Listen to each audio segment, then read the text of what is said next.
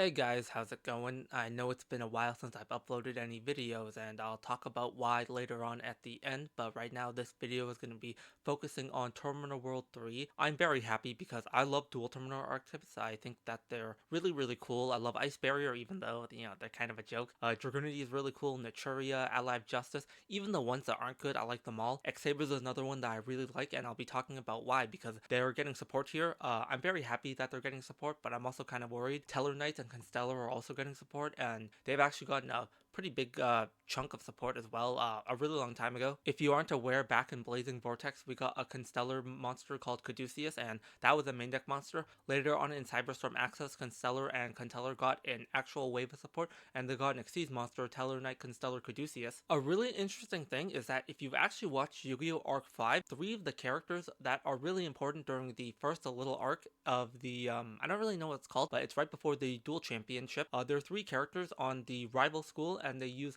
Constellar, X-SABER, and Gem Knight, which is really funny because we have Teller and Gem Knight, or X-SABERs here, so Constellar and X-SABER are two of the three characters, and the third character actually got support in the previous Terminal World, so it's quite interesting. I think they did that on purpose, and I'm gonna go back and see if any minor characters or anyone even at all used any other dual terminal archetypes. I don't think they did, but I'm gonna double check on that because if they did, there's probably a highly likely chance that they get support. X-SABERs make me very happy, but also kind of not happy because X-SABERs are really cool, but they're also very future-proof like because a lot of their cards are still really good right now. You have X-SABER Gotems, which is honestly a card that probably should be banned if the X-SABER support is good because that card just takes apart your opponent's hand, and in the modern game environment, you could probably make up some loop that just deletes all the cards in your opponent's hand. Other cards like X-SABER Boggart Knight and Fultrol are really good because Fultrol is not a once per turn or a hard once per turn at all. What that card says is if you have two X-SABER monsters on the field, you special summon it from your hand, and then you can bring back an X-SABER monster from your graveyard. The monster that you bring back has to be level 4 or lower, but that's not a problem at all because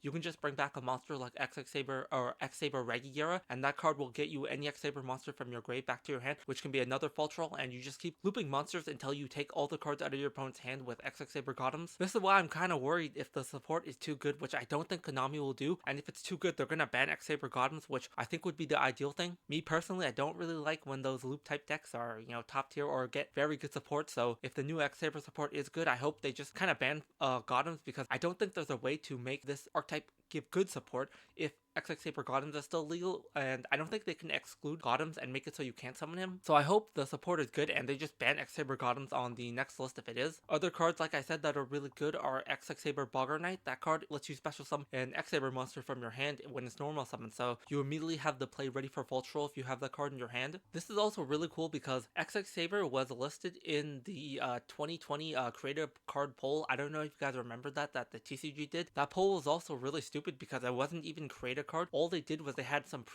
made cards already assembled, and they just asked you if you wanted a spell, trap, or monster, and people picked spells, but they didn't even get to create the card. X-SABER finished very high in that poll, so I'm not very surprised that it's getting support now, but like I said, Konami is probably pretty hesitant to give X-SABER support because it's been a long time since this archetype actually got support. It was back in Secrets of Eternity, which was over a decade ago. I don't blame Konami for not wanting to give this archetype support because if they did, the cards would probably just be bad, which would make people upset, and if the cards are too good, people would be upset again because X-SABER Gotems is just going to pick apart your hand. For some other archetypes that I would like to see support, I'm really hoping that Dragoonity or Naturia get something here. I really like those archetypes. You could probably tell by the videos I made. Back when Naturia got support in Darkwing Blast, I made a combo with Naturia Mole Cricket, and that card is phenomenal. Dragoonity is also another archetype that I like a lot, and I think the game actually has some pretty decent cards that they got back in the structure deck, but the cards are just far too weak in the modern game environment that you're always going to be playing from a handicap, or you have to work a lot harder to do the same things that your opponent wants to do. The only saving grace that Dragoonity has is that they're dragons, so anytime you see some generic dragon support, they always have a chance of using them, kind of like the new Dragon Ruler support. You could definitely do some things with that I've also experimented with. I would also be really happy with some Ally of Justice support, or maybe even some Elswarm. I know Ally of Justice, they didn't really get a new card, but they got that Synchro monster for the Gen X that kind of acts like an Ally of Justice. Shaddoll would also be another archetype I'd be happy with getting a Terminal World support slot because they actually haven't gotten one yet, which is pretty surprising because that archetype is really popular and Konami likes them a lot, so the fact they haven't given them a slot is pretty insane considering back in 2019, if you aren't aware, we had a structure deck poll and Shaddoll took the structure deck by a large margin. They beat out every other archetype, so if those archetypes that I mentioned got support, I would be pretty happy. Also, sorry I haven't uploaded lately just because I'm really busy and pretty much I only have one day from the week to myself and I'm pretty busy the other 6.